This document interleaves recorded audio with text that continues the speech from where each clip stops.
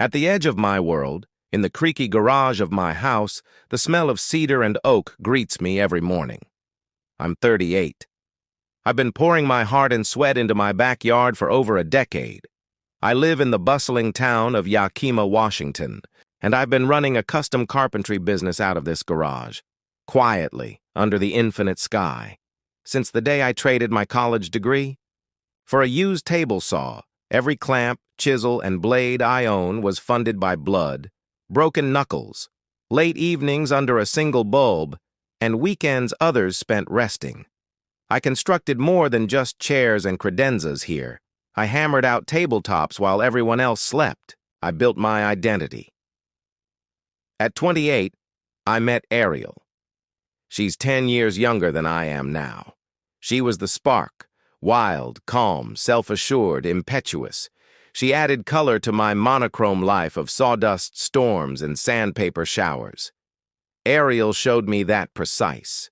Joints and clean lines could tilt, suddenly, with love. She made it okay to yell in my own shop, to throw off my apron at dusk and chase her down the street until our laughter broke the silence of the town. We made it work, combining our different rhythms into something that resembled harmony. Then, Trey arrived, her younger brother. He came with her, part of a just until he gets back on his feet kind of deal, a family favor, and I trusted her judgment, but I saw the shift. Trey treated the house, and my garage, especially my garage, like his playground. When I found a half-finished coffee table he'd been trying out, I chalked it up to curiosity. But Ariel waved off my warning with a tired, "Come on, he's family." I tried to swallow my irritation, trust he'd respect my space. A week later, I caught him ripping out dovetail joints, days of work, maple straps I'd honed by hand, splintered under his careless grip. "Hey," I murmured. He looked up with wide eyes and a fake innocence. "Sorry, man.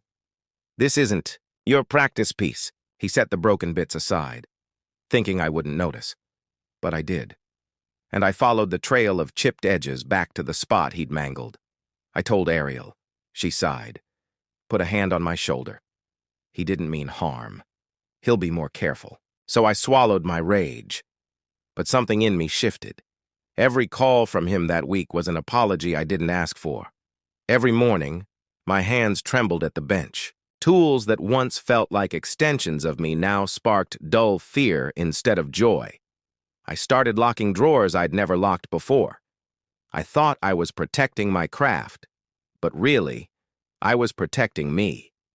Then came that morning. I arrived before.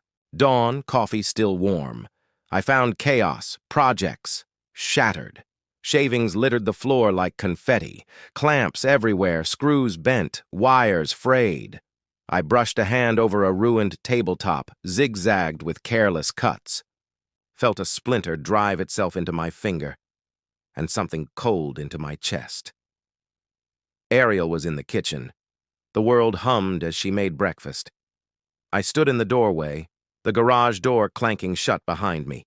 She turned, saw the wreckage behind. "Me, what happened here?" I asked, my voice cracking. "Oh, that?" she said, drying her hands on a dish towel. "I told him he'd make a mess. But he's learning. You have to let him." I couldn't. "That's hours of work," I said. But I swallowed the betrayal. Because I loved her. "He'll reimburse." "You," she said, crossing her arms. "He's not some kid on his first day in shop class." I snapped. "He's a grown man, wrecking my livelihood." She touched my chest. I braced for warmth. Instead, "I'll never forget.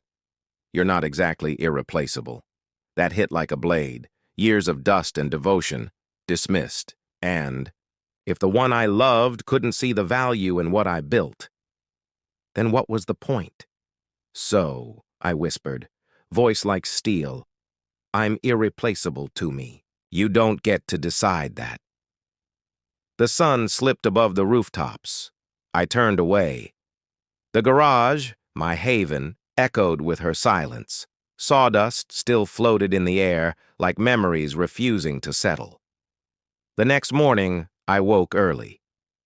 The house slept. I moved like a ghost, loaded my van.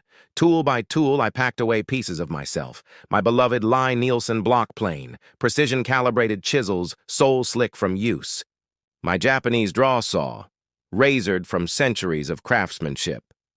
Each clamp I lifted reminded me, this wasn't spite, this was self-preservation.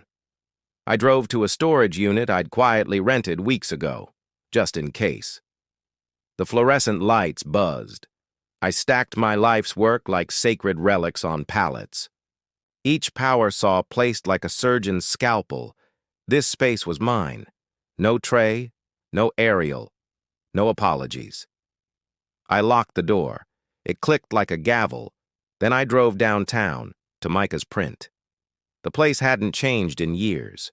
The old brick building. The neon sign still buzzed, and inside, paper, ink, and press machines whispered, "Welcome." Micah looked up from his desk, saw my face, knew something was different. "What's up, Judd?" he asked, using the nickname only he still did. "I need a sign," I said. "Simple, bold, can't be missed." Micah listened, then raised his eyebrows when I told him the phrase. "3 words?" I nodded. He sketched with ink-stained hands, chose fonts like planks for a prize table. By midday, he handed me the final product, heavy aluminum, black letters on black, clean, unapologetic, not yours. I ran my hand across the surface, felt the weight of it, felt my worth come back to me. Back home, the rooftops shimmered in early sun. I climbed the ladder, drill in hand, bit into the wood with satisfaction. When I stepped back, the sign gleamed on the wall where my bench used to be. Not yours. Clear, loud, final. My phone buzzed. Texts, calls, friends, neighbors, my mom, Judd, Ariel's name glowed red. I ignored it. I walked through my empty garage, brushed a finger over a nail, where tools once hung. Later, she appeared in the doorway, arms crossed. "We were a team," she said. I didn't look up. "This is how I help this team," I whispered. She stared at the sign. "White letters? Really?" Trey walked in, smirked. "Happy now?" he sneered. "This garage was never a clubhouse," I replied, steady. "It was my sanctuary." I turned, left the conversation behind. Messages poured in. I only answered those who mattered. Micah texted, "Lunch at the shop?" I said yes. Sadie, with him under printer lights, sipping coffee, no noise, no pressure, just paper, ink, and peace.